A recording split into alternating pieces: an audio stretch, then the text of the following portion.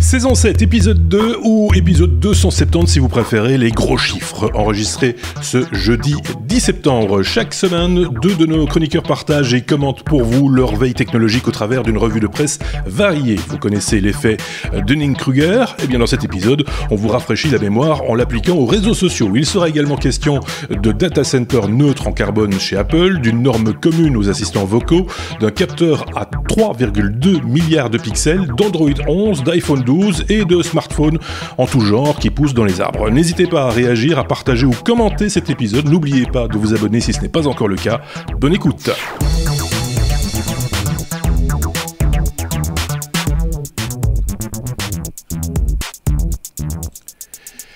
Et nos chroniqueurs de la semaine, qui sont-ils cette semaine? Je vous le donne en mille. Eh bien, les voici les voilous. D'un côté, la Suisse, représentée par Thierry Weber. De l'autre côté, la France, représentée par Aurélien. Tous les deux en zone rouge. L'un a une croix blanche dessus, mais l'autre, c'est une vraie zone rouge où on ne se déplace plus. Et c'est moi qui leur apprends ça en plus, hein, à nos amis français. C'est ça le comble. Vous allez bien tous les deux? Oui? Super bien, un peu fatigué de cette semaine très dense, puisqu'effectivement mardi soir se tenait la 5e édition du meilleur de la pub. Oui. Mais voilà, je suis très très heureux d'être parmi vous ce soir. Il faut préciser quand même, le meilleur de la pub, c'est un prix hein, que vous offrez au marché de la publicité, enfin en tout cas aux créatifs, hein, si je dis pas de bêtises, dans différents registres. Donc c'est des spots publicitaires en gros, hein, qui sont ou des campagnes publicitaires plus précisément, qui sont primées.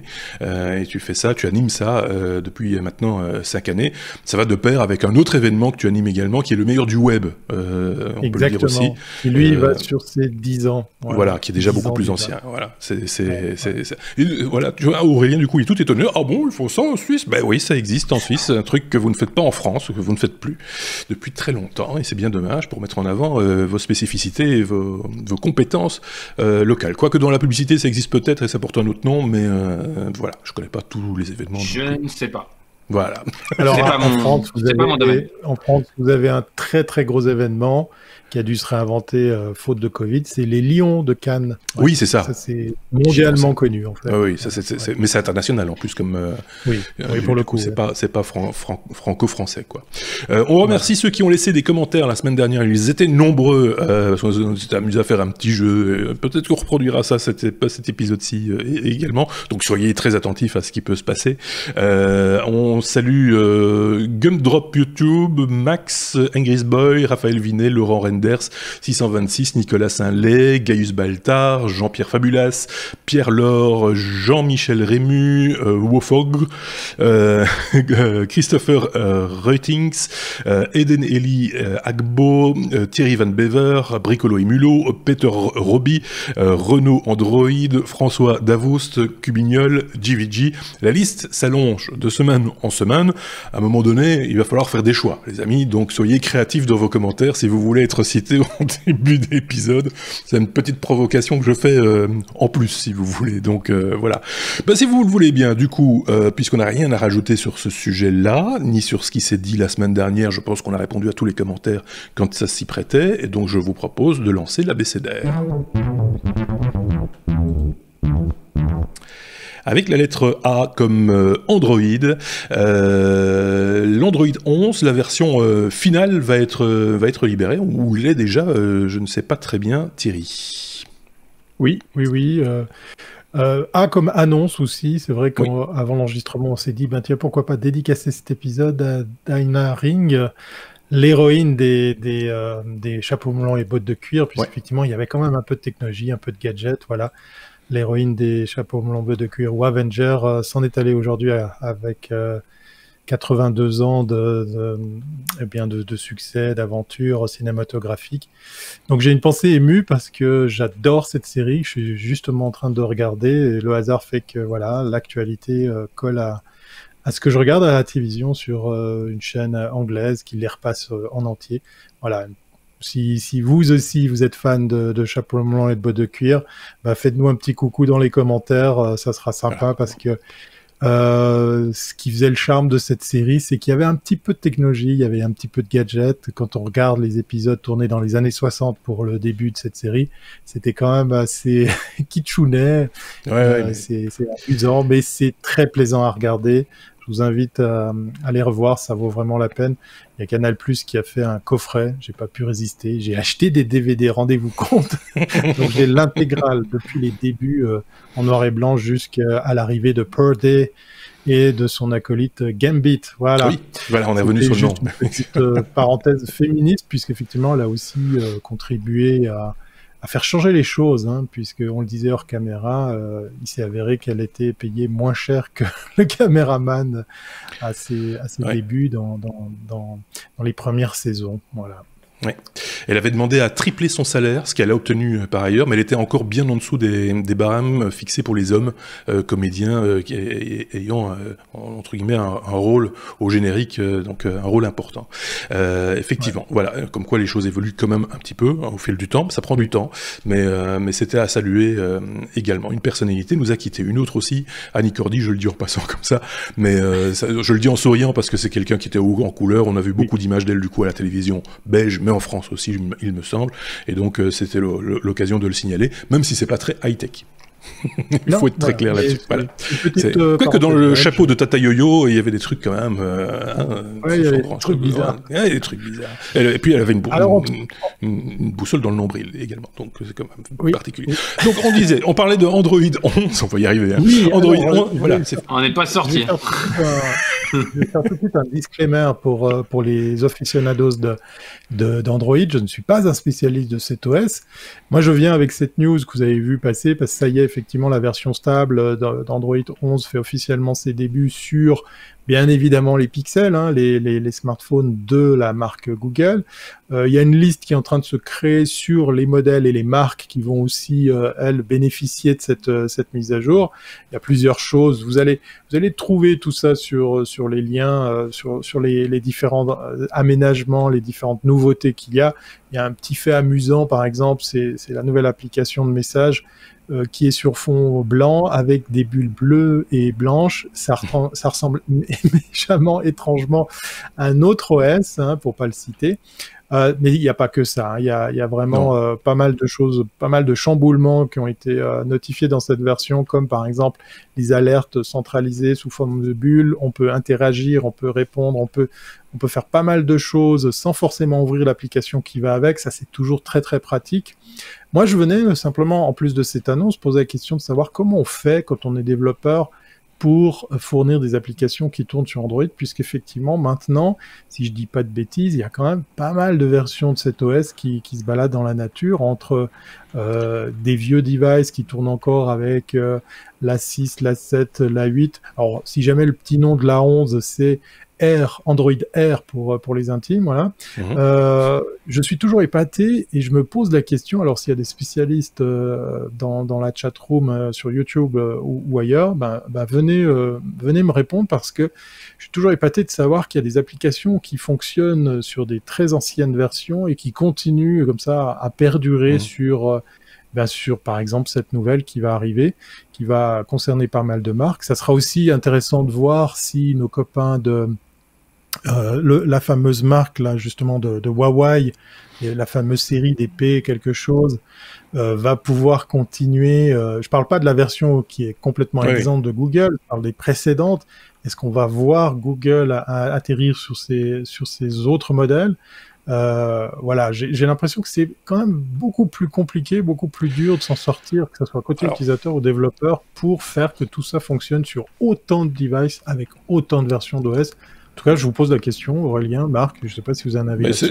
Non, il n'y a pas réellement de réponse. On sait que le marché Android est un marché segmenté depuis le départ, parce que tu as d'un côté un éditeur d'un système d'exploitation face à des fabricants. De l'autre, on est un petit peu dans le même cas de figure que Microsoft avec Windows versus les fabricants d'ordinateurs divers et variés qui ont chacun leurs spécificités, etc., etc. Donc, ça fait forcément un marché morcelé avec, tu le disais, des appareils pour certains marchés à coût réduit donc de génération précédente qui n'évoluent pas nécessairement vers les versions suivantes d'Android. Moi, je sais qu'il y a encore des versions 5 d'Android qui circulent sur des appareils d'époque, je serais presque en train de dire, même s'ils sont neufs, mais qui sont technologiquement de l'époque de la sortie du 5 et qui n'évolueront pas.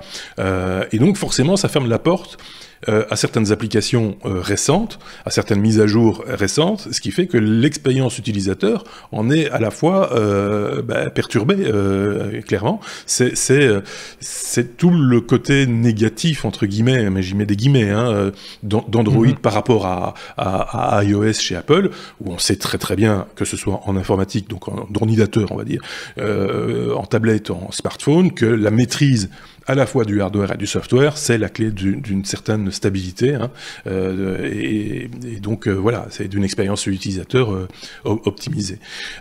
Ici, Google fabrique des appareils, ou se fait fabriquer des appareils, les Pixel, la version 4 ou 5, je ne sais plus maintenant, j'ai perdu un peu le compte, est sortie, et donc forcément ce sont ces appareils-là qui sont supposés porter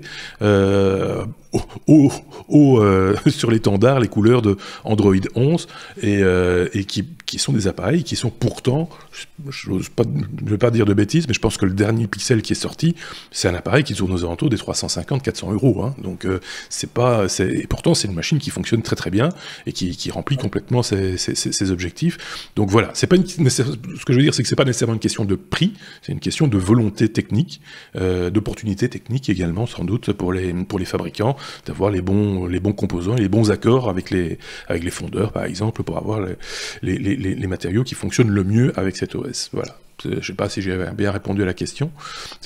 On est là pour ça aussi. Thierry Weber, il n'y a aucun souci. Si tu veux, je peux.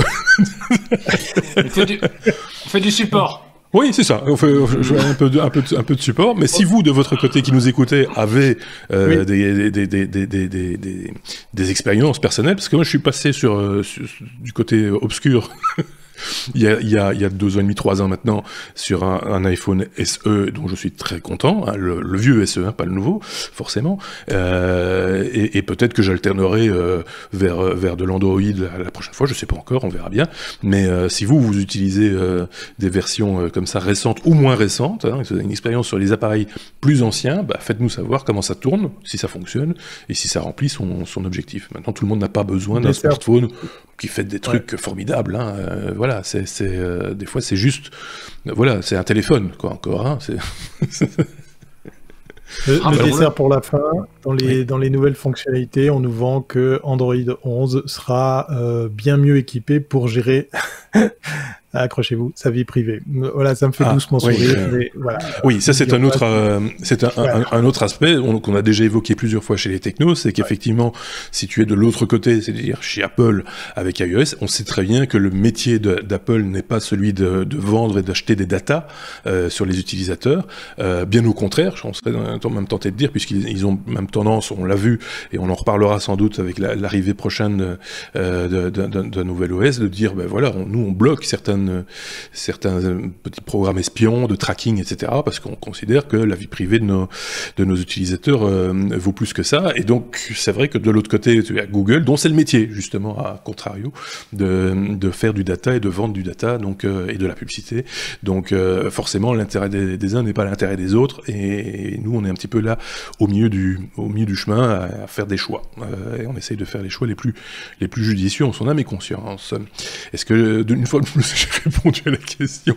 C'est intéressant, cette espèce, on a l'impression de faire, je sais pas, c'est les auditeurs qui posent les questions normalement, non, ici c'est les chroniqueurs qui posent les questions à l'animateur, tu vois. Voilà, on les fait bosser. C'est quand même très très bizarre. On a parlé de tout là, je pense. Enfin, j'ai parlé de tout. Oui. Donc on peut passer à la lettre suivante. Qui en l'occurrence est la lettre A comme Apple. Tiens, comme c'est curieux.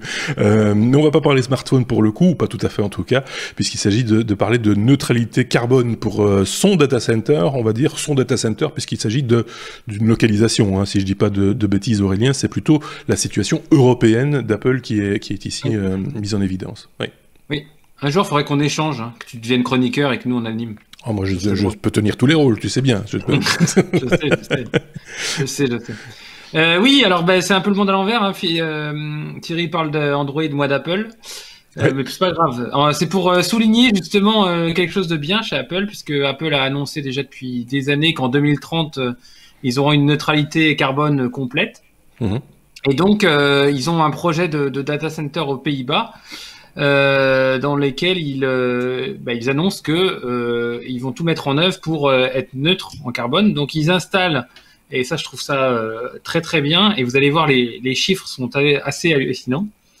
Ils installent 2 grandes éoliennes de 200 mètres de haut. Alors ça doit être, c'est très très haut. Il y en a une au monde qui est plus haute, qui fait 260 mètres toujours aux Pays-Bas, et qui est censée produire toute l'énergie nécessaire au data center. Je vous rappelle, l'énergie nécessaire pour un data center, c'est non seulement de quoi faire tourner tous les ordinateurs et les disques qui sont là-dedans, mais également les clims. Et c'est loin d'être négligeable puisque la consommation électrique des clims des data centers est largement plus importante que ce qui est nécessaire pour le data center en lui-même.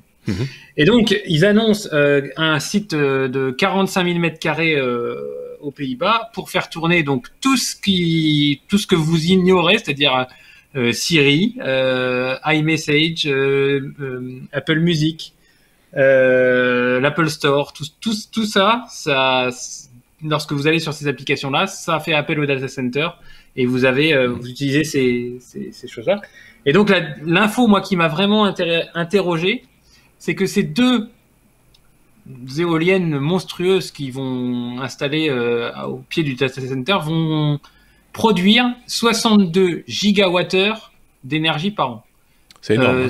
Ça m'a paru énorme. Et donc, j'ai fait un petit calcul. Est-ce que vous savez combien cela représente je prends un foyer français moyen, avec cette énergie sur une durée d'1 an, combien de foyers français je peux alimenter? Je vais laisser Thierry répondre parce que moi je l'ai vu dans l'article. Je viens de l'apercevoir. Ok. Alors, moi, je vais prendre mon foyer comme unité de mesure, donc je dirais 2. Non, la réponse c'est 12 500 foyers. Mais ça veut dire qu'avec 2 mâts de 2... Alors, je dis pas qu'il faut mettre ça partout, hein, mais je dis qu'avec 2 mâts de 200 mètres de haut, vous pouvez alimenter une ville de 12 500 foyers. C'est quand même énorme. Dans l'article, ils disent même 20 000 foyers selon Apple. Hein, donc, d'après ce qu'Apple dit, ça pourrait alimenter en théorie. Donc, voilà. J'ai pris les chiffres de la consommation française. Parce que voilà, bon. C'est une petite ville de 15 000 habitants. Allez, c'est 15 000, ça, foyer. Oui, foyer, c'est ça. Donc, ça reste quand même impressionnant, hein, quoi qu'il en soit. Maintenant, l'énergie éolienne, ça fonctionne quand il y a du vent, même si on a 2 éoliennes, elles sont de toute façon au même endroit, donc s'il n'y a pas de vent pour l'un, il n'y a pas de vent pour l'autre, forcément. Donc là, il y a aussi, j'imagine, du stockage d'énergie à un moment donné pour arriver à compléter les manques liés à l'absence de vent. Hein. On est obligé. Je pense, mais c'est aussi pour souligner une nouvelle fois. Alors, je trouve ça très bien que Apple produise de l'énergie et cherche à avoir une neutralité complète. Je dis pas non plus que ces 2 éoliennes servent uniquement pour le data center. Je pense qu'il y a une mutualisation des équipements de production et des équipements de consommation.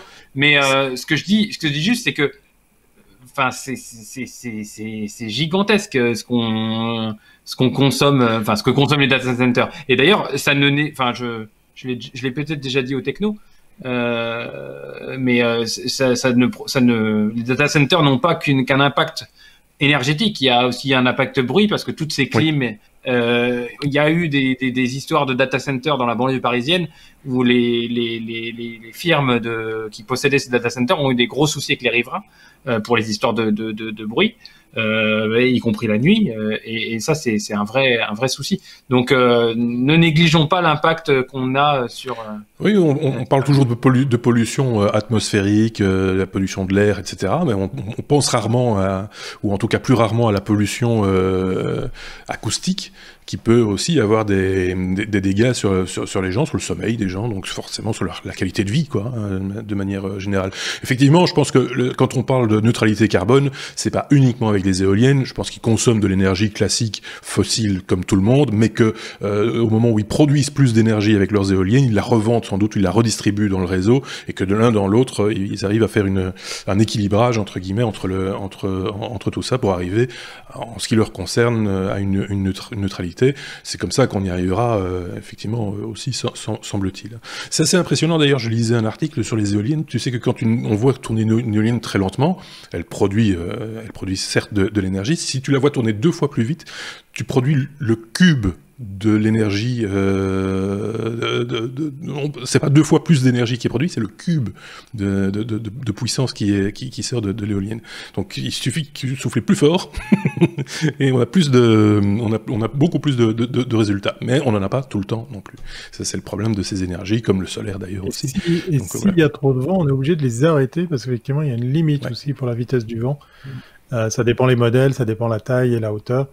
Où là, c'est l'effet inverse. On se dit, chouette, on va pouvoir générer plus d'énergie. Ben non, on va devoir, par sécurité, les arrêter. Ouais. Et aussi pour des problèmes de force centrifuge, sur les pales. Oui, c'est ça. Parce qu'il y a des vidéos qui circulent d'éoliennes qui explosent par la force du vent, voilà, et c'est impressionnant. Il vaut mieux pas se trouver aux alentours à ce moment-là, quoi. Ça, c'est très clair.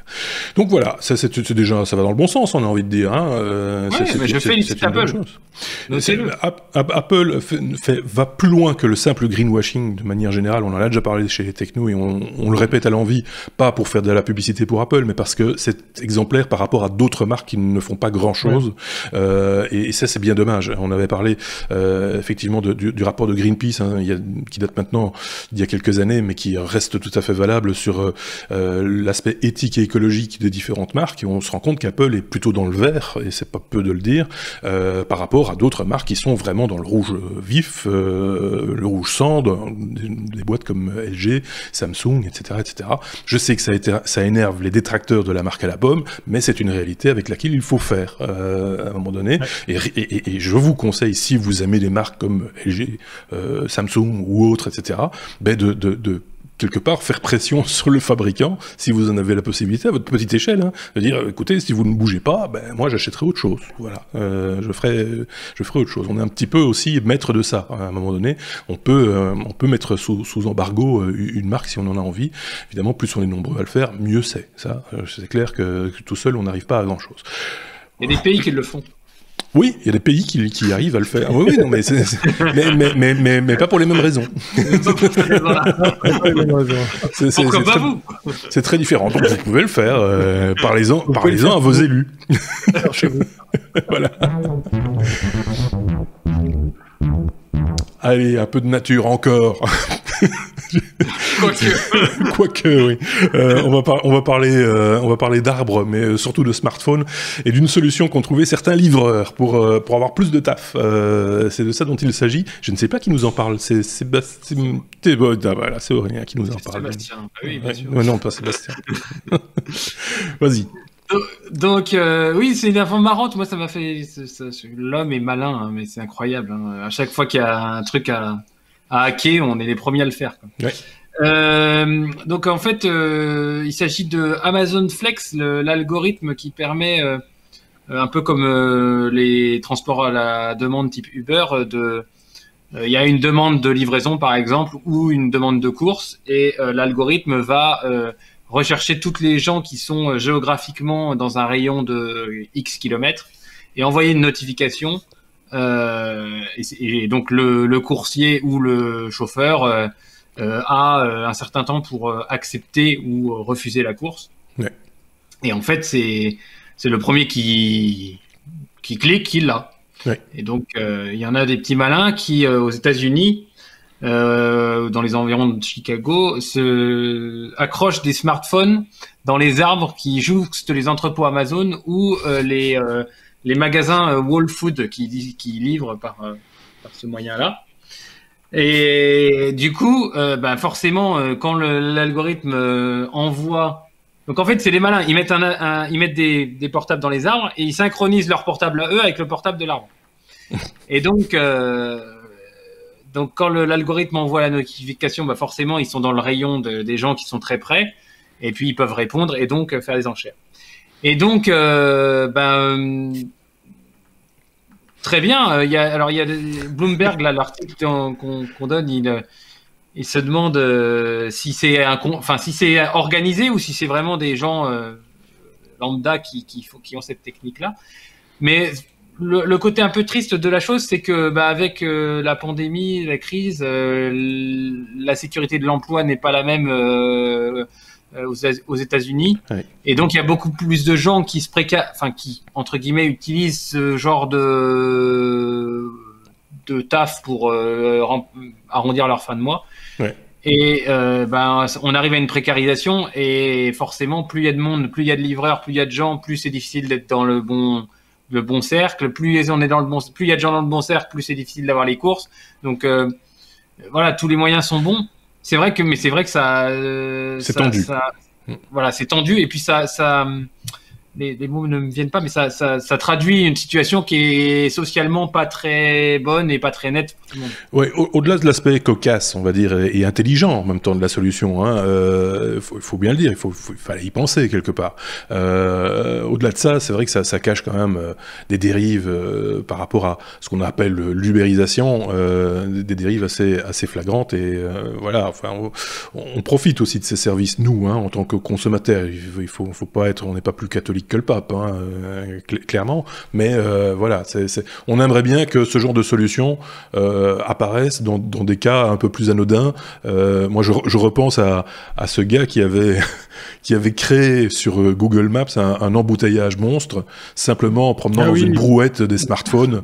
Voilà, il avait démontré que la technologie avait ses limites, et dans une rue vide de monde, à une heure indue en plus, tôt le matin ou tard le soir, je ne sais plus, s'était promené avec une petite, vous savez, des petits comme tractent les enfants là, tu vois, et il avait mis plein de smartphones dedans, je pense 70 ou 80 smartphones dedans, et donc du coup, les algorithmes calculaient le nombre de smartphones à un point donné et disaient, là il y a du monde, donc il y a un embouteillage. Donc voilà, c'est ce genre de hack qui voilà, là c'est amusant, ça ne fait de tort à personne, voilà. Ici on est sur quelque chose qui, oui, voilà, les plus malins s'en sortent, hein, c'est un peu délicat de le dire, mais c'est comme ça que ça se passe aussi, malheureusement, dans cette espèce de jungle. Je sais pas si Thierry avait un truc à rajouter là-dessus ou pas. Non, j'admire la prouesse de l'inventivité, justement, pour essayer de sortir du lot.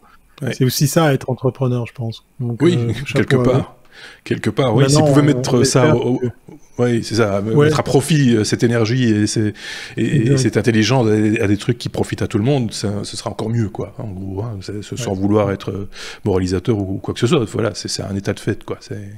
Ok, bon, je pense qu'on a fait le tour de cette petite news, hein. C'était une petite news cette semaine, mais qui avait fait tiquer pas mal de gens de voir ces smartphones suspendus dans des arbres, un peu comme on voit dans certains quartiers, vous voyez les baskets accrochées sur les lignes haute tension, on voit ça beaucoup dans certains quartiers, en particulier aux États-Unis. Mais là, c'est pour marquer le territoire. On est à la lettre D, D comme domotique. On reparle des assistants vocaux.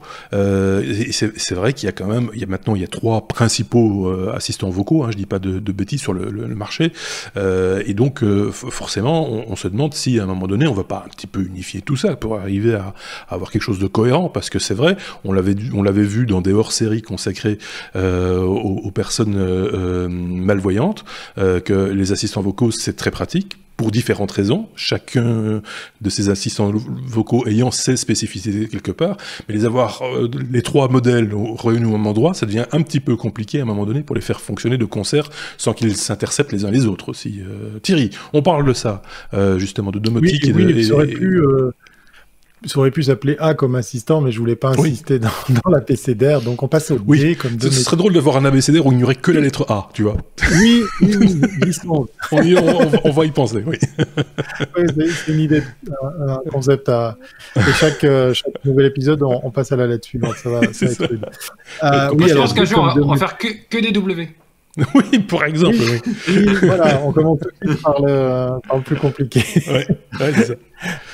Ouais, alors tu l'as dit, Marc, il y a 3 gros acteurs, hein, en tout cas pour les principaux, Google, Alexa et puis le petit dernier derrière, Siri, parce que voilà, moi je suis moins fan du troisième parce qu'il y a quand même moins de possibilités. En tout cas, dans ce qu'on nous vend avec la fameuse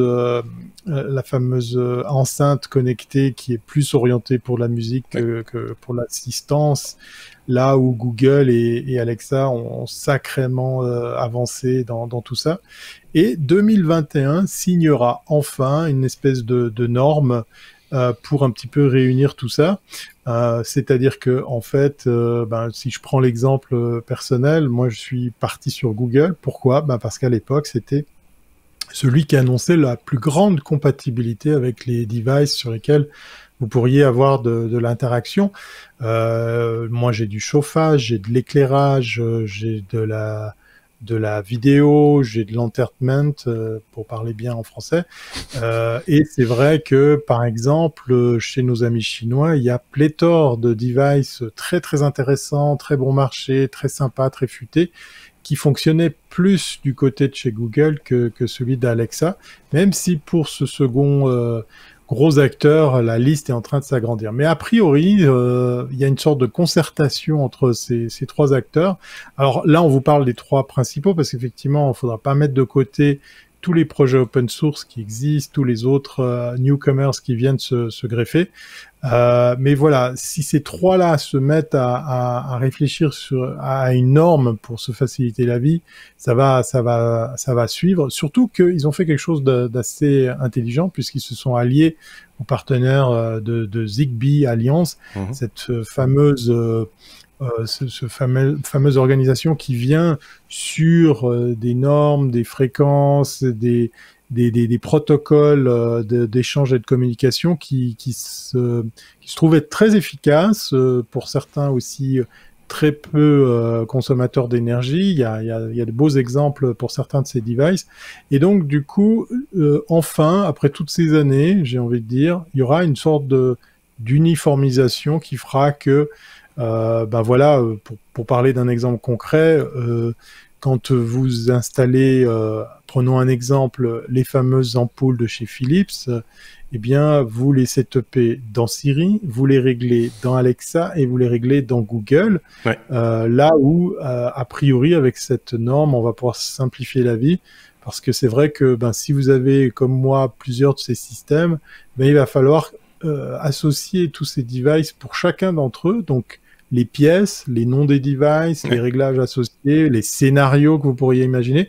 Ça a l'air de rien, puis vous vous dites, bon, la première fois, je passe un peu de temps pour le faire.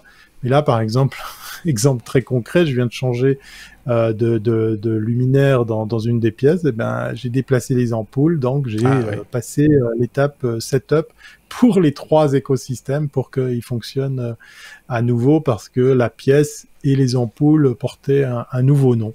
Oui. Voilà, donc je me réjouis, parce que c'est une bonne idée, même si je vois pas mal de choses bouger du côté d'Amazon. Google est quand même sacrément en tête dans la compatibilité qui existe.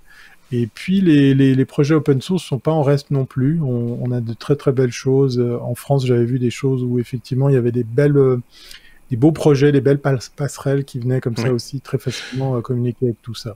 Ce qu'on nous avait dit par rapport à Alexa, c'est que par rapport justement à la consommation de contenu audio, genre des livres audio, des podcasts, etc., Alexa était plus efficace et plus rapide et mieux achalandé que ne l'était Google, et Google qui est moins spécifique, qui est plus large utilisateur, et donc forcément là ça, je sais pas si ça excite un peu. Aurélien, cette histoire de... t'as pas d'assistants vocaux, toi, tu les utilises pas aussi ? Non, j'utilise pas ça, moi. Non, du tout. Je hurle sur mes enfants, c'est tout ce que je fais en vocal. Voilà.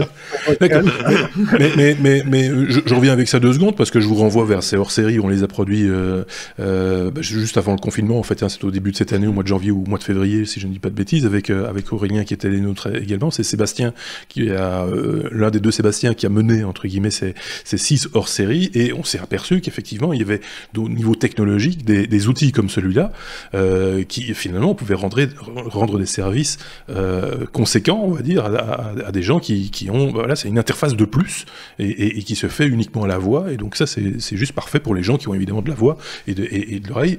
Maintenant, sans doute qu'une personne malentendante trouvera plus son bonheur avec une interface graphique, forcément. Enfin voilà. Donc, mais c'est tout ça pour dire que des appareils qui sont faits pour faciliter la vie d'un peu tout le monde, hein, en disant oh c'est un gadget, c'est rigolo, machin, etc. Finalement, peut devenir vraiment fort utile à certaines personnes, et ça c'est bien de le saluer, et de le souligner également. Voilà. D'ailleurs, pour la petite histoire, on parle de prévision pour 2021 qui laisserait sous-entendre que les assistants vocaux dépasseraient le nombre de tablettes tactiles qu'on peut retrouver dans les foyers. Ah oui. Donc, avec la guerre des prix, avec l'offre qui est vraiment devenue très très alléchante, très très intéressante, ben voilà, l'assistant vocal s'immisce partout. On parlait d'automobile dans d'autres émissions. On va trouver cette façon de communiquer avec le web ou avec les objets de plus en plus, sans passer par la case écran ou clavier. Oui. Ce sont voilà, de bonnes choses quand elles sont bien utilisées à bon escient, donc on doit le saluer. Aurélien, tu avais un truc à rajouter? Ouais, je voulais faire la connexion avec le data center. Il y a faut savoir que tous ces assistants vocaux, lorsque lorsque vous parlez, la partie reconnaissance vocale, elle se fait en ligne. Oui. Et il y avait, je le dis, il y avait une boîte française, le nom m'échappe, je ne le retrouve pas, qui cherchait à faire, qui cherche et qui a mis au point, notamment des tables de cuisson et des choses comme ça, à commande vocale, où on fait le traitement en local, dans le microcontrôleur de la... Alors, forcément, l'éventail des commandes est forcément plus réduit, oui. Mais voilà, moi je pense qu'il y aura une certaine... Oui, ça va se développer. Oui. Ouais, c'est ce qu'on trouve dans certaines marques de voitures où effectivement l'assistant vocal est propre à ce qu'on pourrait appeler l'OS de la voiture. Il y a souvent un très gros acteur qui est Bosch, qui vient comme sous-traitant pour pas mal de marques. Et là, effectivement, tout le traitement de cette reconnaissance beaucoup plus restreinte, cette reconnaissance vocale se fait sans être connecté. Ouais. Oui, c'est vrai que si on demande par exemple à son vélo ou sa voiture ou sa plaque chauffante ou son frigo de raconter une petite blague, si ça n'avait pas été stocké localement dans le vélo, la voiture, la plaque chauffante ou le frigo, elle racontera pas de petites blagues. Tandis que l'assistant Google peut raconter une petite blague. Elle sera pas drôle, c'est clair, mais elle pourra la raconter. Donc autant le savoir. Je fais l'exercice de temps en temps quand je m'embête. Raconte-moi une blague, et ça se termine toujours de la même manière. Je la coupe en lui disant tag, et du coup là j'ai une autre réponse derrière. Oh, je suis désolé, machin. C'est plutôt rigolo. Ça l'amuse que moi, mais en même temps on s'en fout. C'est drôle ce que tu racontes, parce que j'ai fait l'exercice pas plus tard qu'hier soir, et je pense qu'Alexa doit manger des carambars. Oui, ça doit être ça. Oui, ou alors tu vois les calendriers là, tu vois avec les petites feuilles, avec derrière il y avait chaque fois une petite blague tous les jours. Bien, je sais pas qui écrit ces blagues. Hein. Je pense que personne écrit ces blagues en fait. C'est juste pas possible. Il y a quelqu'un qui reçoit de l'argent pour ça, on dirait. C'est vrai. C'est dur. Les droits d'auteur.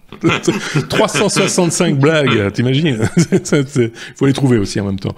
Mais donc voilà. Mais par exemple, ce matin, j'ai dit bonjour à mon Google Assistant, et il a commencé par me donner la météo. Il m'a dit que ce que j'avais de mon agenda, et puis il a commencé à me donner je crois que c'était des extraits de France Info pour me faire un journal à ma mesure. Et la deuxième info qu'il m'a diffusée, c'était une info technologique de la veille, mais technologique quand même. Ça c'est rigolo quand même. Donc voilà, ça fonctionne. Maintenant, après, chacun, ça reste de l'ordre du gadget. C'est pas indispensable. Je pourrais m'en passer demain. Hein, c'est que t'animes les technos.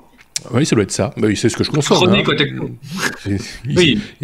On dépose quand même une petite vidéo toutes les semaines sur YouTube. Donc, si Google ne le sait pas, je ne sais pas qui le sait.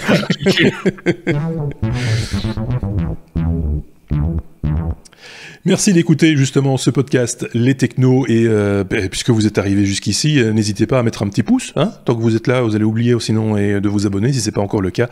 Vous êtes évidemment toujours les bienvenus et dans les commentaires également parce que là aussi ça titille les algorithmes. On a été à la lettre G comme Google. Il y a des nouveautés apparemment chez Google Maps pour le coup, Aurélien. Oui. Alors c'est l'épisode des chiffres. Est-ce que vous savez combien de trajets Google Maps arrivent à l'heure indiquée au début du trajet? C'est-à-dire sur tous les trajets Google Maps, combien il est prévu que vous arriviez à 19h33, combien en pourcentage, combien de trajets arrivent à cette heure-là? Donc de temps de trajet juste en fait, hein, c'est ça, oui, pourcentage ça, Alors, je sais pas, à mon avis ils doivent quand même, ils tapent large. Hein. C'est juste l'heure ou s'ils sont dans le bon, dans le sens où on arrive avant, c'est bon aussi. Est-ce que c'est considéré comme un positif ou je pinaille, mais ouais, tu pinailles là. Bah oui, parce que bon voilà, je suis pas en retard du coup, tu vois. Moi, j'ai pas la réponse. C'est 2%. D'ailleurs, ça me fait penser à un truc, puisque vous nous écoutez encore maintenant, après 40 minutes déjà hein, d'épisode, vous laissez en commentaire simplement 2. Comme ça, 2. Oui, voilà, vous mettez juste 2. C'est juste pour nous, ça nous fait rire. On l'avait fait avec Boudin la semaine dernière. On peut le faire avec 2 cette fois-ci. Hein. Donc vous mettez 2, comme ça on sait que vous avez écouté jusqu'à la 40e minute. Donc voilà, personne ne va comprendre à part nous et ceux qui sont arrivés à cette 40e minute. Mais 2, c'est bien déjà pour mettre dans les commentaires. Donc combien de pourcents? Je sais pas. Ils sont 50% de réussite positive. Allez, 97% mon cher ami. 97%. 97% des prédictions d'heure d'arrivée de Google sont bonnes. Oui, mais c'est énorme. Ouais, c'est énorme. Enfin, moi, bon, après, je n'ai pas les hypothèses du test.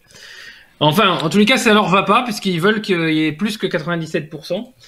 Et en fait... peut-être. Et donc, avec la pandémie, le confinement, tout ce qui s'est passé, les algos, ils étaient un peu moins bons. Donc, ils se sont dit, mais il faut vraiment qu'on approfondisse et qu'on utilise vraiment toutes les datas qu'on ait, qu'on les fasse ingurgiter par le supercalculateur d'Alphabet qui s'appelle DeepMind. Oui. Et qu'on essaye de passer de 97 à 98, voire 99%. Mmh. Et donc, en fait, ils appliquent des réseaux de neurones sur toutes les datas qu'ils ont. Et ils essayent ils envisagent une augmentation de 20% sur les 3% qui restent, une augmentation de 20% des trajets pour qu'ils arrivent vraiment à l'heure avec la prédiction soit la plus fidèle possible en fonction de l'état de la route, des trafics, de l'état de la chaussée, de l'accident qui va avoir lieu, ainsi de suite. Et à ce moment-là, un vieux petit monsieur avec une brouette passe par là. Et là, bim. Et là, les chiffres s'explosent. Ceci dit... Le coup de la brouette avec les smartphones, il y en avait quasiment une centaine. Oui, il y en avait un paquet. Mais ceci dit, voilà, moi, c'est vrai que les premiers temps du confinement, j'ai vu ça au mois de mars, parce que je consultais un petit peu pour différentes raisons, différentes destinations et le temps de trajet de ces points point A à point B. Et c'est vrai qu'il indiquait encore des possibilités d'embouteillage à des endroits où il n'y avait même plus une voiture qui passait par tranche de 5 minutes. Et donc, il était resté sur le postulat à cette heure-là, à cet endroit-là, il y a un embouteillage et donc la durée totale est de autant et forcément tu arrivais forcément à l'heure du coup parce que tu étais très très en avance. C'est parce qu'il y avait pas beaucoup de circulation même aux heures dites de pointe hein, à 18h par exemple, il y avait plus un chat en rue et ça roulait tout à fait correctement et donc forcément la prédiction était un peu trop large du coup donc c'est pour ça que je posais la question de savoir si ça tenait compte du fait que on arrive à l'heure ou pas, tu vois. Est-ce que c'est uniquement les retards qui sont comptabilisés ou si on est très en avance, est-ce que ça reste positif? Voilà, c'est la véracité de la prédiction initiale. D'accord, ok. En tous les cas, je trouve que si le chiffre s'avère juste, c'est très très bien. Bah oui, oui. Ça veut dire qu'on peut tenir... parce que de nouveau, ce service-là est lié, on en parlait juste à l'instant avec les assistants vocaux, etc. C'est que ton agenda est lié à ces informations-là aussi, va te donner un point de départ à un moment donné, va dire attention, tu as rendez-vous dans 1 heure à tel endroit, il est temps de partir mon coco. Tout ça, forcément, c'est lié, et donc il vaut mieux que la prédiction soit la plus juste possible, parce qu'il ne s'agirait pas d'une part d'arriver en retard, et d'autre part de perdre son temps à devoir après attendre 3/4 d'heure parce qu'on est trop tôt à son rendez-vous. Donc il faut vraiment la fenêtre est assez. Il joue fin, il va jouer fin. Ouais. Il y a d'autres petites news que je voulais partager. Il y en a une qui m'a fait rire. Il paraît qu'il y a dans la nouvelle version de Maps, il y a un mode sombre. Alors moi je croyais que la nuit on était en mode sombre, mais a priori il y a un mode sombre même pour la journée. Super utile. Mais comment j'ai vécu ça? Mais comment j'ai fait ça? C'est magnifique. Ensuite, il y a maintenant sur Google Maps, alors qu'aux US, il y aura le nombre de vélos libres dans les stations. Ça, c'est il y aura la position des feux et je sais même pas si on va pas prédire jusqu'à la couleur du feu. Et mieux, il y a une nouvelle, donc une news qui est tombée aussi cette semaine. Google Maps avec le passeport de Google va permettre aux États-Unis de payer directement son parc-mètre de sa place de parking. Vous arrivez, vous êtes garé, bim, vous payez le parc-mètre. Et ça, en temps de pandémie, vous touchez pas le rodateur, vous touchez pas et ça, c'est top. Mais on arrive à un niveau d'intégration dans ces applications, c'est démentiel. Enfin, moi, je trouve ça démentiel. Ça fait peur, en même temps. Moi, je partage ton point de vue. Ouais. Oui, c'est ça. Enfin, je trouve ça super pratique aussi, soyons clairs, mais ça, dans de mauvaises mains, ça veut dire qu'on sait où tu te trouves, ce que tu fais, ce que tu payes, combien de temps tu y restes, etc., etc. Donc, ta vie privée est quand même mise à mal à chaque fois que tu touches à l'application, quoi, et même quand tu y touches pas. Donc, voilà. Ça, c'est des questions, voilà, c'est des questions ouvertes. Moi, j'ai pas la réponse, mais ça pose question. Voilà. Il faudrait qu'on y réponde un jour, quand même. Thierry. Cette news me suggère un petit test que je vous propose de faire. On n'a pas d'instant van dans cet épisode, mais je vais quand même vous parler d'Yoko, avec qui je me suis amusé à faire quelques kilomètres il y a moins de 2 ou 3 semaines. Et j'ai fait un truc tout bête. J'ai utilisé la même maison, puisque pour la petite histoire, si vous ne le saviez pas, Waze a été racheté par Google. J'avais un smartphone avec Waze et un smartphone avec Google Maps. Eh bien, c'est pas pareil. Pour la même destination, le même type de route. C'est bluffant de voir à quel point il y a des différences. Alors, ça m'a surpris, sachant, comme je vous le dis, que effectivement c'est la même maison. Mais a priori, derrière, c'est pas la même... c'est pas la même technologie. Le même traitement de data, quoi. C'est assez fou. Voilà. Oui, donc il faudra voir comment ils vont intégrer les deux systèmes. Oui. Donc affaire à suivre, mais c'est en tout cas c'est passionnant, soyons clairs, sinon on ferait pas ce podcast. Faut être assez juste aussi. Allez, on vous en parle déjà un petit peu maintenant, mais c'est la semaine prochaine, la fameuse keynote, présentation, nouveaux produits, événementiels, etc., qui ne sera pas en présentiel, si je ne dis pas de bêtises, Thierry. On nous annonce l'iPhone 12, normalement, je pense que c'est le 15, c'est ça? C'est mardi prochain? Alors voilà, c'est mardi prochain, c'est la semaine prochaine, et puis comme il fallait que je guérisse que je vous ai, je vais... Oula. tu rames un tout petit peu, mon ami Thierry, ça a lagué un petit peu, je ne sais pas pourquoi ça a lagué, mais tu perds un peu de bande passante, c'est Suisse Télécom, ça de nouveau, c'est tes amis, donc reprends ta formule, on va voir si ça marche. Je disais, comme j'ai parlé d'Android, il me fallait parler de Apple, forcément, puisque effectivement c'est la semaine prochaine que cette grande messe aura lieu. Elle va pas être en présentiel. A priori, ça sera aussi proposé comme ça en ligne avec cette fameuse petite version de faux live, puisque tout ça va probablement être déjà tourné ou déjà est déjà en boîte pour être diffusé lors de la keynote. Et puis, il y a pas mal de rumeurs a priori bien fondées sur la sortie d'un nouvel iPhone, le fameux numéro 12. Moi, ce que je voulais faire ici dans cette news, c'est que ça va être de plus en plus dur de garder en haleine comme ça de la news, de la sortie de produits, sachant qu'on n'est plus en présentiel, même si, pour rappel, ça fait quand même quelques années que ça changeait pas grand-chose, puisque voilà, tout est posé sur les rails depuis de nombreux mois. Donc voilà, je suis un petit peu curieux de ce qu'il y aura d'autre à se mettre sous la dent. On est aussi quand même un petit peu dans l'attente de sorties matérielles autres que simplement les nouveaux smartphones. J'ai pas trouvé, et je vais dire que honnêtement, je n'ai pas non plus beaucoup cherché sur ce que va proposer ce nouveau modèle. J'ai fait deux, trois communications sur les doutes que j'ai, par exemple, sur un autre event qui doit se réinventer, c'est le CES qui vient de déplacer les dates. La news est tombée là, je crois, aujourd'hui ou hier. Donc le CES, ce fameux Consumer Electronics Show qui se tient normalement en janvier à Las Vegas, sera en ligne. Là, on vient d'avoir de nouvelles dates. Et puis, fait étonnant, mais encore une fois, je ne l'ai pas cherché du côté de chez Apple, mais le CES fait une journée spéciale média. Donc, a priori, il n'y aura que les Happy Few qui pourront, à distance, assister à une journée média avant que vous, moi, nous tous, puissions assister au CES en ligne tel qu'il est normalement en présentiel.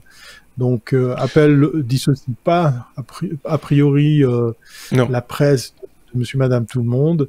Et je me réjouis de voir à quoi ça va donner, mais je vais pas non plus me presser à regarder ça en live. Eh bien, moi, si. Parce que il y a eu une présentation, il y a déjà eu une keynote il y a quelques mois qui était déjà sous cette forme préenregistrée, et il paraît que c'était très, très, très dynamique et très très agréable à regarder. Pour le coup, c'était pas trop long, même si ça prend quand même une heure, je pense, un peu moins d'une heure. Mais c'était bien fait, c'était bien monté, etc. En tout cas, c'est ce qui s'était dit à l'époque. Et je me demande si j'ai rien d'autre à faire ce soir-là. Je pense que pour le coup, là, je vais me remettre devant mon écran comme je le faisais dans le temps pour voir comment, ne serait-ce que pour voir comment c'est fait, comment il le transforme. Tu vois, parce que voilà, je suis pas, iPhone 12, il sera mieux que le 11, comme le 11 était mieux que le 10, etc., etc. Voilà, on en parlera peut-être jeudi prochain avec les chroniqueurs de la semaine prochaine. S'il y a des choses à en dire, on en parlera, mais voilà, on se doute bien qu'il est pas moins bien que les précédents modèles, et voilà, faut pas non plus déconner, quoi. Donc, il a un appareil photo de plus. Peut-être, mais peu importe, ce sera certainement un très bon appareil, avec sans doute très cher aussi. Il devrait se décliner en 4 versions, si je dis pas de bêtises, dont une version entre guillemets low cost avec un écran de 5,4 pouces, les autres étant des 6,1 pouces. Donc voilà, c'est ce qu'on en sait, et puis on verra bien. On parle aussi beaucoup d'annonces concernant l'Apple Watch Series 6, sans doute un iPad aussi qui va apparaître s'il n'est pas déjà apparu dans le store, mais j'ai peur de dire une bêtise. Voilà, il va y avoir des choses à dire clairement. Bon, est-ce que ça va intéresser? Ça, c'est autre chose, et ça, on le sait depuis longtemps maintenant. C'est l'un des enjeux de ces présentations, de ces Apple Events, parce qu'on parle moins en moins de keynote, mais de Apple Event. Et plus on parle d'event, moins c'est événementiel, ce qui est un petit peu paradoxal. Alors, je suis un peu à dénigrer les sorties de matériel, mais ça sera quand même le premier modèle qui va venir avec ce nouveau processeur, avec cette nouvelle appellation dont j'ai complètement oublié le nom. Moi aussi. Le terme va me revenir en cours de route. Donc peut-être que là, oui, ça pourrait me motiver à rebrancher mon Apple TV pour regarder cette keynote. C'est même plus obligé maintenant. Tu peux le regarder sur n'importe quel device. En tout cas, la semaine passée. La fois dernière, c'était disponible sur tous les... T'étais plus obligé d'y aller avec Safari ou avec ton Apple TV. Tu pouvais le regarder n'importe comment aussi. Ça, ils se sont un petit peu ouverts sur le monde. Que veux-tu? Voilà. À suivre donc, c'est le 15, c'est à 19h, heure française. Regardez si vous avez le temps de votre côté. Vous nous en direz des nouvelles, hein. Vous aussi, vous ferez votre propre opinion sur ce sujet. Ah ben voilà, on en reparle de pixels, mais c'est pas le même pixel. C'est pas les pixels, le pixel de Google, ce sont des pixels de manière générale. On parle d'un capteur à, tenez-vous bien, 3,2 milliards de pixels. J'ai dû me frotter les yeux quand j'ai vu le titre de cette news, Aurélien, parce que moi j'avais un appareil, j'ai été vérifié en plus. C'était pas encore un smartphone, c'était un GSM de marque Sony Ericsson qui avait un très très bon appareil photo, et c'est vrai qu'il était particulièrement bon malgré ses 3,2 mégapixels. Ici on parle de milliards de pixels, mais tu vas nous expliquer pourquoi. Comment? Oui. Qu'est-ce? Alors c'est un télescope qui est en train d'être construit par les États-Unis dans les montagnes chiliennes. Et donc, c'est un projet, alors 17 ans, c'est un projet de 17 ans. Je me suis dit, tiens, ça c'est du projet long, ou très long. Et donc, ils ont conçu ce que vous voyez à l'écran là, donc un capteur de 3,2 milliards en assemblant 189 capteurs de 16 millions de pixels. Alors, l'assemblage, ça doit pas être simple, très clairement. Comment assembler les capteurs? Et donc, tenez-vous bien, il va y avoir du chiffre. Et aujourd'hui, donc, c'est un capteur nu. Il n'y a pas de lentille, pas d'objectif, rien. Et déjà, pour le faire fonctionner, il faut maintenir tous ces capteurs à moins 100 degrés. Donc, techniquement, ça doit pas être simple non plus. Et donc, pour aujourd'hui, qu'est-ce qu'ils ont fait? Ils ont mis une petite boîte sous le capteur. Dans la boîte, ils ont fait un petit trou de 150 microns, donc 150 millièmes de millimètre. Et à l'intérieur de la boîte, ils ont mis un chou romanesco éclairé par des LED. Un capteur de 3,2 milliards de pixels pour photographier un chou romanesco à travers un trou de 150 microns. Je me dis là, Et alors, vous savez pourquoi ils ont choisi un chou romanesco? Parce que dans un chou romanesco, voyez-vous, bon monsieur, il y a des détails, et il y en a des détails là-dedans. Donc, ça fait peur même, voilà. Quand tu l'agrandis, quand tu regardes l'image, ça fout la trouille. Tu dis, je mange des trucs comme ça. C'est vraiment très très bizarre quand c'est agrandi. Hein. Donc voilà, ils se sont mis sans doute dans des conditions, on va dire extrêmes, pour tester les 189 capteurs de 16 mégapixels. C'est quand même. Et donc pour vous donner un ordre de grandeur. Si vous vouliez afficher l'image en taille réelle, il vous faut 378 écrans 4K UHD collés les uns aux autres pour avoir l'image en taille réelle. Ça fait un budget, hein, je vous le cache pas. Ça fait un très très grand chou. Et un chou est un chou. Oui, mais c'est. Ça me fait. Oui, ça me fait. Je fais juste une petite parenthèse. Ça me fait penser à un projet d'un photographe. J'ai peur de dire une bêtise. Je pense pas qu'il soit français. Je me demande s'il n'est pas britannique, mais qui faisait des photographies de capitales. Il l'avait fait à Paris, mais il l'avait fait aussi dans d'autres villes, avec un appareil Canon, si je ne dis pas de bêtises, qui devait compter, je sais pas, 15 mégapixels ou 5 mégapixels, enfin, je ne sais pas, mais qui prenait énormément de photos, et puis les assemblait pour arriver à avoir une photo panoramique d'une ville, mais avec un niveau de définition qui était assez bluffant, parce qu'une fois utilisé via une petite application en ligne dans une page web, on pouvait zoomer dans l'image, puisque lui, les photos qu'il prenait, c'était des photos au grand angle et puis au zoom, et puis pour arriver à avoir toutes les définitions possibles dans la même image. Et donc on avait un panorama, et on pouvait zoomer mais très très loin jusqu'à aller dans l'intimité de certains appartements quasiment. Et c'était assez bien, c'était bluffant. La technique était artisanale pour le coup, mais c'est la même qu'on rencontre ici. C'est le même principe, hein, je dis pas de bêtises. Donc je vous le rappelle, c'est quand même un télescope, donc à terme il faudra faire des jolies photos de la Voie lactée. Et donc là, bon, ils mettent au point le capteur en lui-même, hein, le capteur seul, mais à terme il y aura donc la plus grande lentille jamais montée, ou le plus gros objectif jamais monté, dont le diamètre fera 1,57 m. Donc pour aller photographier la moindre étoile, la moindre comète, la moindre chose.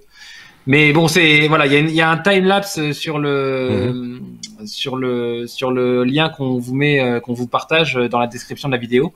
du montage du capteur et ça devait déjà pas être bien évident. Mais l'histoire du chou romanesco m'a bien fait rire quand même. Voilà, c'est une idée comme une autre, hein, pour tester dans les conditions un peu extrêmes. Le capteur, effectivement, on voit cette vidéo. Je vous renvoie, vous qui nous écoutez en podcast, évidemment vers notre site, hein, lestechno.be, vous aurez la vidéo et vous allez à la 58e minute et 20 secondes, quelque chose comme ça, pour voir la vidéo. Comme ça, je vous donne en plus le raccourci. Vous ne devez pas tout regarder pour pouvoir revoir. Et puis, on met les liens, évidemment, comme on le fait chaque fois avec toutes nos sources. Vous les retrouvez en description de la vidéo sur YouTube, mais également sur notre blog lestechno.be. Voilà 2 bonnes raisons d'aller sur notre site pour voir de quoi il s'agit. Effectivement, c'est assez impressionnant. On a envie d'avoir à un moment donné les résultats, de voir comment ça va, les photos qui vont être prises, etc. Et ça, souvent, on voit pas le résultat tout de suite. Ça prend du temps, etc., etc. Donc, devant l'objectif, on t'entend fort mal tout d'un coup, Thierry. T'étais un peu loin. Je vais te demander de répéter ce que tu as dit. Je disais que j'espère qu'ils enlèveront le chou avant de commencer à faire les premières photos. Ouais. Oui, surtout que ça, en plus de ça, c'est à moins 100 degrés. Donc c'est au rayon surgelé qu'on l'a trouvé, le chou. Allez, on passe à la suite. J'espère que le son de Thierry va suivre, parce que c'est à son tour de s'exprimer concernant ce fameux effet Dunning-Kruger, dont tu vas nous rappeler le principe, évidemment, et tout ça sous la lettre R comme réseaux sociaux. Ça aussi, tu vas devoir nous l'expliquer, Thierry. Exactement, l'effet Dunning-Kruger, à ne pas confondre avec Kruder et Hofmeister. Voilà, je fais un petit aparté pour les amoureux de la musique électronique. Oui. Un petit bonjour à nos amis autrichiens. Oui, l'effet Dunning-Kruger, il s'amplifie, il devient de plus en plus courant de le rencontrer. Et puis, pourquoi parler de réseaux sociaux avec cet effet ?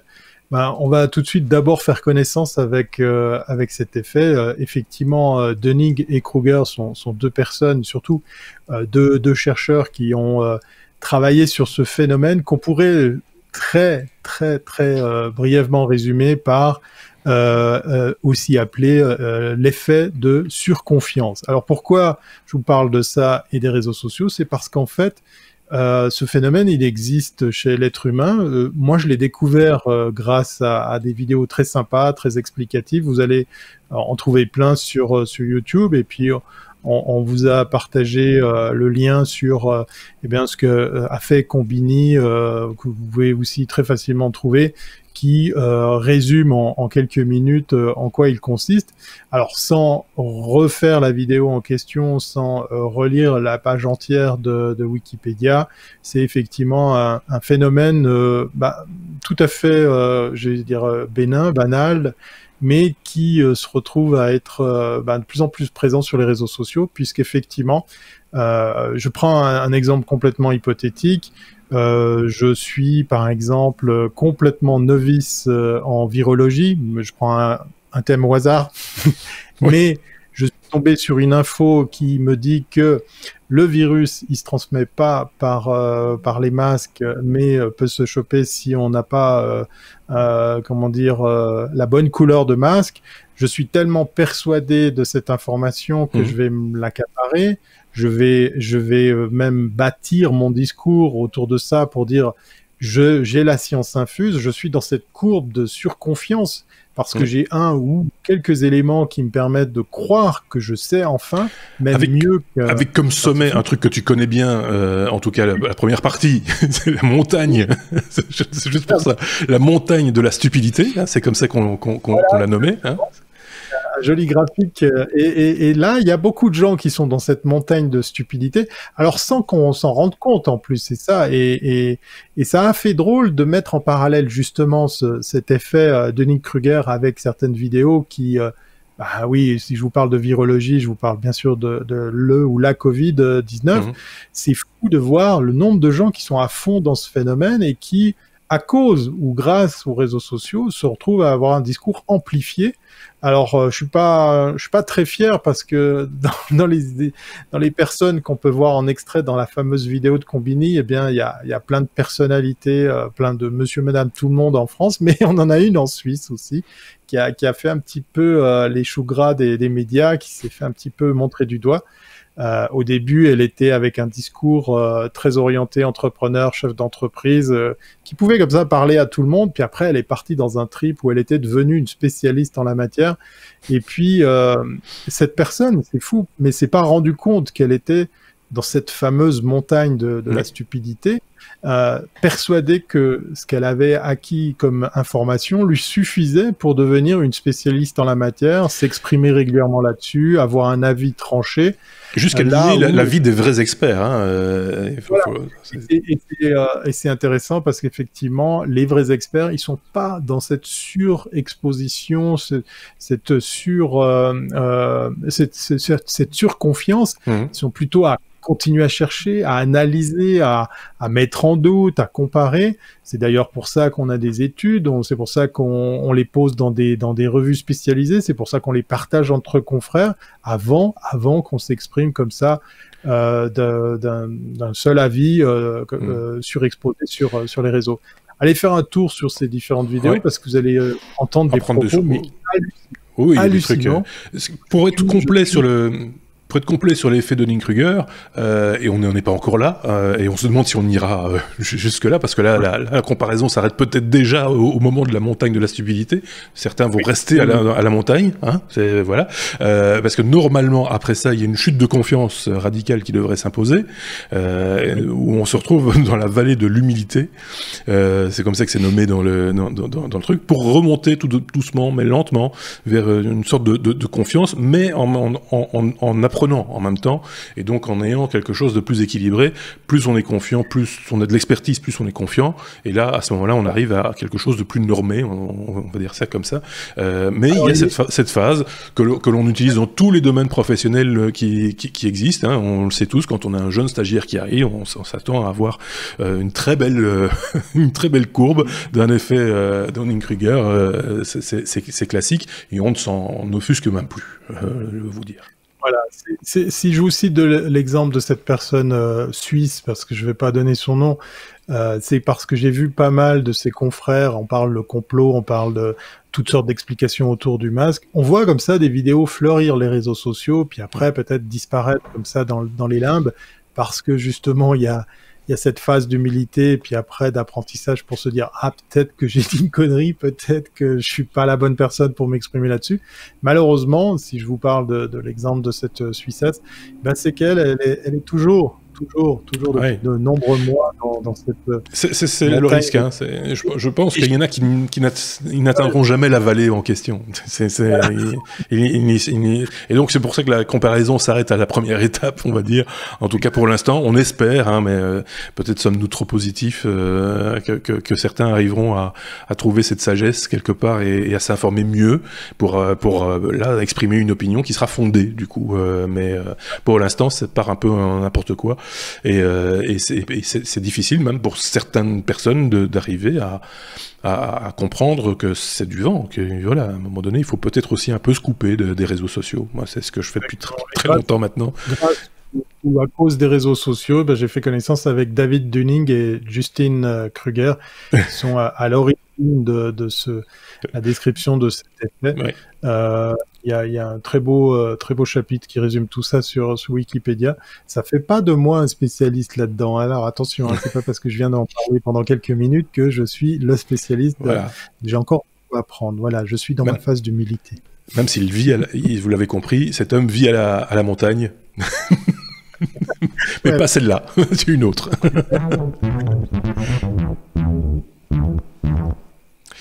On est à la lettre S. S comme Stop Covid. L'application a été lancée en France il y a quelques mois maintenant, si je ne dis pas de bêtises, Aurélien. Cette application de tracing. L'application belge devrait apparaître d'ici peu. Je pense que c'est dans le courant de ce mois de septembre encore, au milieu du mois, je pense. Ça fait partie de l'arsenal, hein, de ce qu'on nous dit être potentiellement utile pour faire du tracing, qui est une des conditions de pouvoir endiguer la pandémie. Mieux la contrôler. En tout cas, je ne sais pas s'il y a une application similaire en Suisse qui est prévue ou qui est déjà active, Thierry. Oui, tu me fais... on a lancé la nôtre, et puis fait amusant, je me suis occupé de faire la mise à jour d'un de mes smartphones qui est pas sur la bêta, et j'ai pu voir arriver dans iOS de base les solutions de tracing autour de ce virus sans devoir installer d'application, là où la Suisse a eu une espèce de démarrage un peu loupé parce qu'il y avait le PFL dans les murs de l'école polytechnique fédérale de Lausanne, les pour et les contre sur ce qui allait devenir l'application Stop Covid suisse. Oui, c'est ce dont on parle, c'est ces fameux codes qui ont été mis au point par à la fois Apple et Google. Ils se sont entendus pour que l'application fonctionne sur les deux principaux systèmes en marche. Mais on va pas faire tout le sujet d'Aurélien. J'essaie des trucs à dire parce qu'il y a un petit bilan à faire quand même à ce stade-ci, voir ce qui s'est passé avec cette application en France, puisque les Français l'ont eu avant nous. Oui, c'est mon petit coup de gueule de la semaine. Oui, parce que Cédric O est revenu, donc le secrétaire d'État, je crois, au ministre du numérique, qui est revenu sur cette application.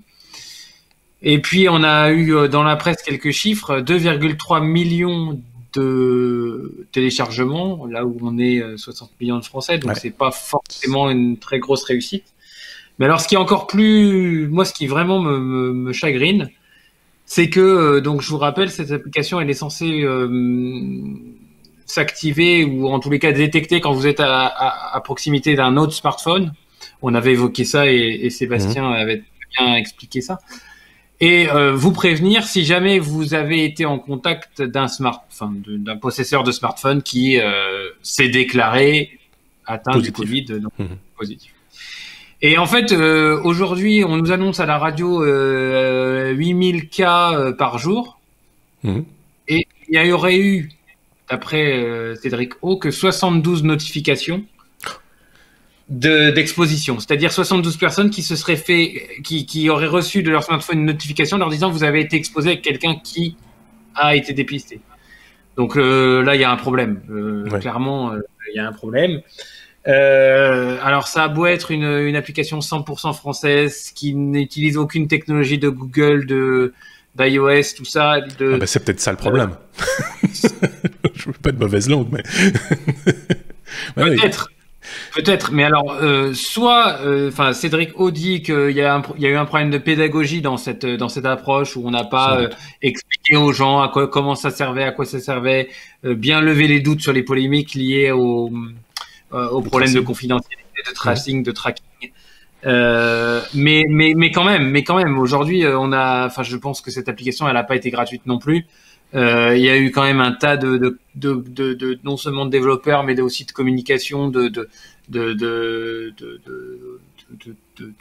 frais engagés pour tout ça. Et quand on voit les résultats, c'est vrai que le bilan est, on va dire, pour être poli, en demi-teinte. Parce que... Voilà. Bon, après, comme je le disais en off tout à l'heure, il n'y a pas que là où en France il y a quelques soucis. Le masque en entreprise, c'est pas non plus, à mon sens, très très bien respecté, ou en tous les cas de ce que moi j'en ai vu très très bien respecté. Et on nous donne aujourd'hui beaucoup de chiffres sur les dépistages et sur les cas, mais très peu sur les décès. Et ça, je le regrette un peu. Et voilà. Dans l'arsenal global, en dehors du tracing qu'on a cité ici, il y a aussi le testing. Et ça, on sait qu'on augmente le nombre de tests. Et donc, plus on teste de monde, plus on a de possibilités de découvrir des gens qui sont porteurs de la maladie, qui ne la font peut-être pas, mais qui sont porteurs de la maladie. Donc, forcément, les chiffres sont un peu biaisés. Et il faudrait pouvoir les mettre en perspective. Mais de nouveau, on a jusqu'à présent vu beaucoup d'épidémiologues, beaucoup de spécialistes médicaux, etc., mais peu de statisticiens. Ce serait peut-être intéressant d'avoir, puisqu'on parlait d'expertise là tantôt avec Thierry, d'avoir des avis d'experts en statistiques, parce que là aussi, il faut pas avoir fait beaucoup de stats à l'école pour se rendre compte qu'il y a des biais dans les chiffres qu'on nous donne, ne serait-ce que dans les échelles des graphiques qu'on nous montre. Donc voilà, il y a des choses à expliquer. Hein. Ça demande quand même pas mal de pédagogie, et ça manque. Mais je pense que c'est dans tous les pays, hein, pas qu'en France, en Belgique aussi, ou en Suisse également. On manque de pédagogie, on manque et on explique peut-être pas bien les choses aux gens. Moi, j'ai entendu les pires choses par rapport aux applications de tracing et aux bouts de code qu'a proposé Apple et Google. J'en ai entendu d'autres passer à l'extrême et dire mais c'est fantastique l'application qui a été utilisée en Chine, etc. On n'a pas demandé aux Chinois s'ils voulaient avoir l'application. Là, on les a imposés et voilà, c'est toute la différence. Ici, 2 millions de téléchargements, mais qui a lancé l'application ou qui a laissé son Bluetooth, parce que je pense que c'est également le Bluetooth qui est utilisé dans l'application française, qui a laissé son Bluetooth ouvert. Donc voilà, moi, les chiffres, même s'ils sont extrêmes, ne me paraissent pas totalement étonnants, hein, clairement. Tu sais, si c'est pas un jeu, s'il n'y a pas de gamification, s'il n'y a pas les jeunes, par exemple, ils vont pas te lancer une application qui ne fait rien à leurs yeux, tu vois. Tu rajoutes à ça les gens qui sont un peu extrêmes et qui disent ah oui, mais on va savoir où je suis et s'en plaindre sur Facebook, par exemple. Hein. Voilà, ça existe aussi et qui donc ne vont pas installer cette application. Une fois de plus, je pense que c'est pas l'application à elle toute seule, parce qu'on parlait quand même pour arriver à un résultat probant qu'il faudrait 60% de la population l'installe et l'utilise. Il faut pas non plus faut pas déconner. À moins que ce soit, je sais pas moi, l'application soit signée Epic, par exemple, hein, et qu'Apple l'autorise sur son App Store. Je pense qu'il y a peu de chances pour que 60% de la population l'installe. Il faut être tout à fait honnête. Donc voilà, ceux qui prennent l'exemple aussi de la Corée du Sud, pas la Corée du Nord, hein, la Corée du Sud, en disant ça a super bien marché l'application. Oui, mais on leur a imposé l'application. Ils n'ont pas eu même le choix. Ça s'est installé tout seul et voilà. Est-ce qu'on veut ça chez nous ? Je suis pas convaincu par ça non plus. Donc voilà, moi je pense que c'est un demi-échec, c'est une confirmation de ce que beaucoup pensaient déjà auparavant, et peut-être qu'à force, avec le temps, les gens vont se rendre compte de l'utilisation, de l'usage qu'on peut en faire, l'usage positif qui peut en sortir. Je sais pas ce que tu en penses, Thierry, si toi-même tu as une expérience. Non, mais moi je l'ai pas installé parce que j'ai peur que ça active les puces 5G qu'il y a dans mes masques. Ah oui. Et puis que ça provoque un vaccin contre je sais pas quoi. Non, mais j'ai juste que la Terre devienne plate. Oui, voilà, ça serait le comble. Ah, parce qu'elle est ronde ? Non, elle est cubique. Le truc que je dis assez souvent quand on parle de ces apps, c'est mes amis français qui sont juste là de l'autre côté de la frontière à la hauteur de Genève et qui ont dû s'installer l'application française, l'application suisse, et tu réalises qu'il n'y a aucun lien entre ces deux, et c'est des gens qui viennent et j'ai de la peine quand je vois ce genre de cas, parce que Genève fonctionne beaucoup grâce aux forces ouvrières françaises, et voilà, on a 2 pays qui sont proches, qui sont partenaires, qui travaillent ensemble, mais qui n'ont pas été capables de le faire au travers. C'est vrai c'est vrai pour tous les frontaliers, hein. En Belgique aussi, voilà, et même des frontaliers qui se retrouvent des fois sur le réseau, le réseau 4G français, et inversement des Français qui se retrouvent sur le, voilà, donc là aussi il y a forcément des zones blanches, mais de fausses zones blanches, j'ai presque envie de dire, dans ce type d'application. C'est difficile d'avoir une opinion tranchée là-dessus, hein, parce que voilà, il faudra, comme on dit à la campagne, c'est à la fin de la foire qu'on compte les bouses, et il va falloir attendre un petit peu quand même, hein, ça va pas tout de suite, et d'ici à ce qu'on comprenne les tenants et les aboutissants de ces applications, peut-être qu'il y aura déjà un vaccin et qu'on s'y intéressera moins du coup, et donc ça passera, etc. Qui sait. Si vous avez une opinion tranchée là-dessus, ou des questions, n'hésitez pas à nous le faire savoir en commentaire, on se fera un plaisir de les lire, peut-être pas de les commenter nous-mêmes, parce que voilà, on a été au bout de ce qu'on pouvait en dire. Peut-être que d'autres chroniqueurs de l'équipe passant par là pourraient éventuellement apporter leur petite pierre à l'édifice. Est-ce qu'on a tout dit sur ce sujet, Aurélien, ou tu avais encore quelque chose à rajouter ? Non ? D'accord. Traditionnellement, vous le savez, vous qui nous écoutez toujours jusqu'au bout, La lettre W, c'est le oui mais non, et souvent ça conclut un épisode des technos. Le oui mais non, je le rappelle, c'est l'information certes technologique, mais un petit peu décalée, qui sort un tout petit peu de l'ordinaire, des fois incroyable, cocasse, rigolote ou autre. Ici, on a un peu tout en même temps. J'ai presque envie de dire, Thierry, parce que là, c'est quand même, moi j'ai vu passer cette news, on l'a partagée entre nous, etc. Personne n'a réagi dans l'équipe. Je me suis dit, tiens, soit ils l'ont tous lu et ils l'ont dégommé tout de suite, soit voilà. Mais je vais te laisser présenter cette news. C'est un peu particulier. J'ai la lourde tâche de vous parler de ce oui mais non. Qui réunit pas mal d'éléments assez marrants, puisque effectivement, pour faire super court, un développeur californien spécialisé en langage Python s'est dit, et pourquoi pas faire tourner un jeu très célèbre, je vous parle de Doom, sur un device sur lequel on s'attendrait pas à faire tourner un tel jeu. Alors, pour la petite histoire, le jeu en question, c'est Doom. Doom qui avait été déjà porté sur des appareils possibles et inimaginables. On a vu Doom sur des vieux smartphones, enfin, des vieux téléphones équipés d'écran. On l'a vu tourner sur des caisses enregistreuses. On l'a vu tourner sur des appareils aussi impossibles qu'incroyables. Mais...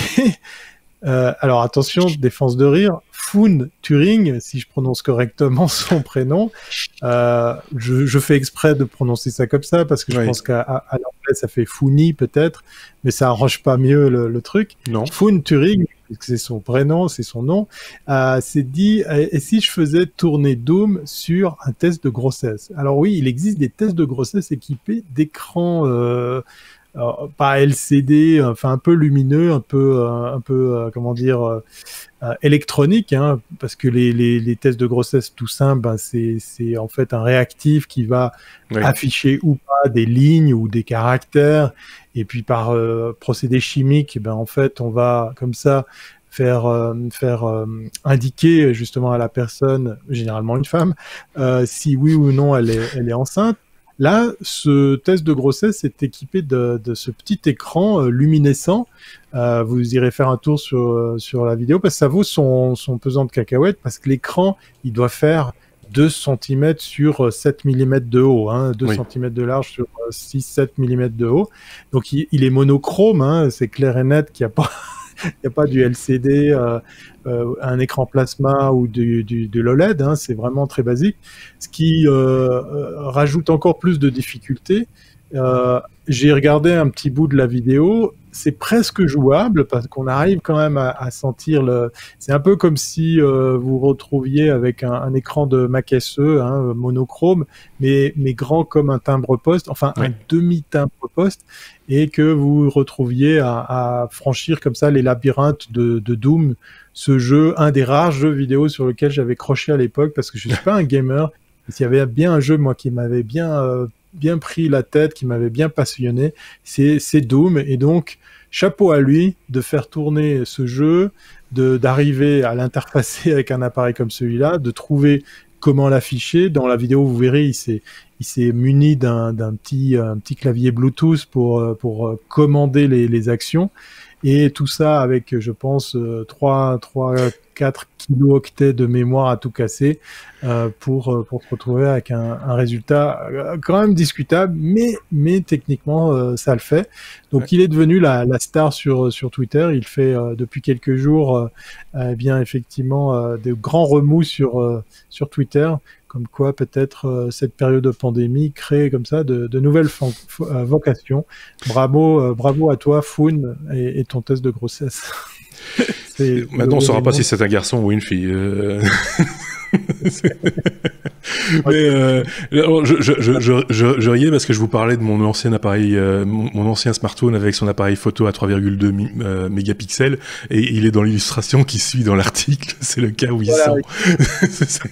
C'est assez rigolo. Donc là aussi, Doom a été porté sur un écran couleur en plus à une certaine époque. Donc voilà. Donc c'est pour la blague, hein, c'est pour la démonstration, mais voilà, c'est ce qui est possible de faire.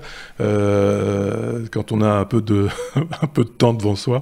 Mais il y avait eu une autre histoire, un peu plus triste, mais je ne reviens plus sur l'idée qui avait germé dans l'esprit d'un développeur pendant le confinement et qui avait développé quelque chose, et un ayant droit n'avait pas été très satisfait de la manière dont ça avait été fait. Il n'avait pas demandé les droits, ou je ne sais pas très bien quoi, et donc il s'était retrouvé, pas au tribunal, mais en tout cas, on lui a demandé de retirer son projet. Je ne sais plus de quoi il s'agissait. C'était avec Casio. Oui, c'était un truc Casio, mais je ne sais plus ce que c'était. On en avait parlé dans un épisode avec Sébastien. Ouais.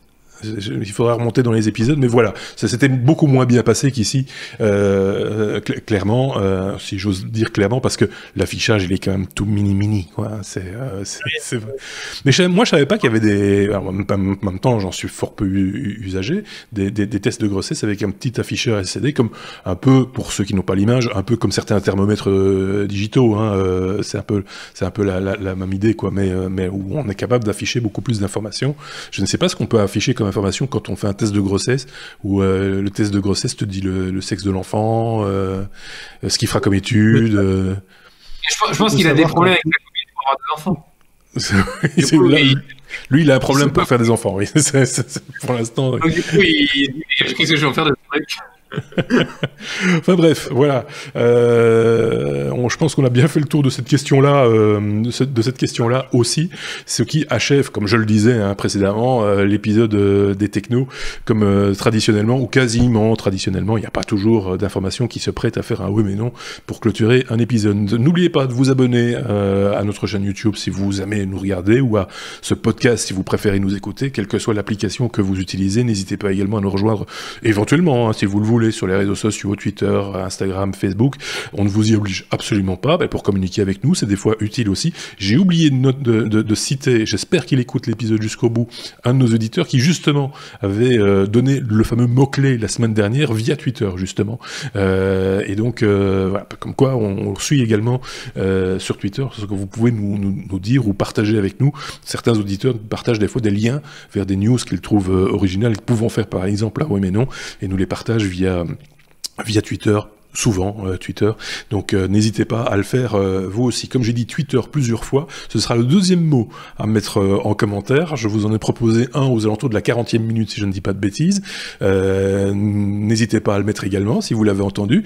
Si vous regardez l'image, je pense que certains chroniqueurs n'hésitent pas à vendre la mèche, mais sinon vous rajoutez aussi... Non, pas du tout. Twitter en commentaire, comme ça, ce sera les deux mots qu'on a prononcés. C'est juste pour savoir si après 1h25 déjà d'épisode, vous avez bien tout suivi. Merci beaucoup Thierry depuis la Suisse. Merci beaucoup Aurélien depuis la France. On se retrouve évidemment très bientôt avec vous deux et avec d'autres chroniqueurs également parmi ceux que vous avez l'habitude d'entendre chaque semaine. À la semaine prochaine pour le 271e épisode. Ou 271e épisode, parce que c'est vrai qu'il faut que ça rentre aussi de temps en temps. T'as le même problème que moi, Thierry, c'est pareil. Donc voilà, il faut quand même le dire aussi. Merci à vous, à très bientôt, salut.